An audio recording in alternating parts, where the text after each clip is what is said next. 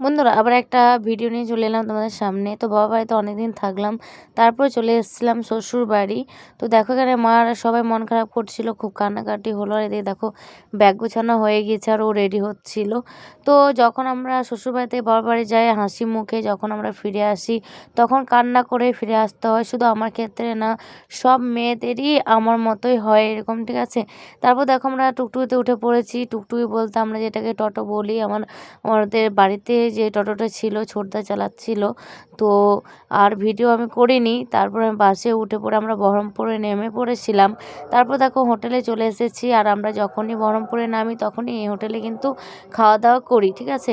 তো আমাদের বাড়ি থেকে আমাদের নদিয়া করিমপুর আসতে আমাদের বাসে কম করে 8 ঘন্টা লাগে, 7-8 ঘন্টা, ঠিক আছে।